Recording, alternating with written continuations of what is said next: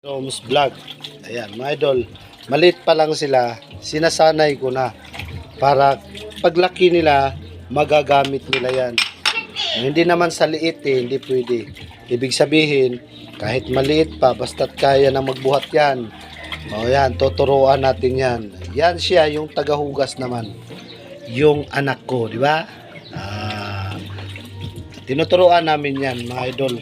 Para paglaki nila, mga idol, alam na nila yung kung ano ang trabaho. Yan. Naghuhugas siya ng pinggan. Sa umaga, sino naghuhugas sa buntagali? Si Justina ang buntag. Tapos, ikaw naman ang tanghali, no? Tapos si Janine naman, Udto. ikaw ang udto? Siya naman yung udto. Ibig sabihin, tatlo sila. Umaga, tanghali at hapon. Sa hapon, kasi hugas. Ikaw ang hapon. Siya pala yung hapon, maghuhugas sa hapon. Tapos siya ang umaga, siya naman yung tanghali. Ayan. Hindi lang yan ang mga trabaho nila rito sa bahay. Minsan, nag-iigib din sila ng tubig. Tinuturuan din natin yan. No? Tapos, yung magpakain ng mga hayop.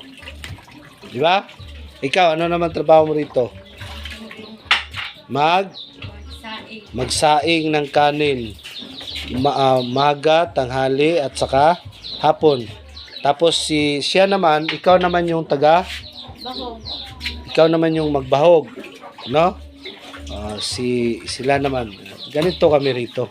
Talagang pwede sanayin natin sila, yung mga anak natin, para matuto naman sila sa gawaing bahay. Yun po yung pinaka-importante kasi lumalaki po sila na may alam. Diba? Hugas siya ng plato. Ito yung bibi ko, ito yung anak ko. Yan. Ito yung mga pamangkin ng misis ko. Yan. Higa-higa na siya kasi wala na siyang trabaho. Diba? Alright. Mas mabuti na rin yung may alam. Kaalaman. Diba? May malapit ng school, malapit ng pasukan. Ang ginagawa naman nila pag malapit ng pasukan, bawal po manood ng TV hanggat di natatapos yung mga assignment. Ayun, assignment naman tayo. Okay. Bago gala, kailangan naman siya, yung misis ko, siya naman yung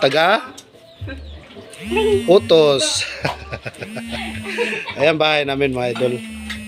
Ayan, buntis naman siya. CS siya, CS.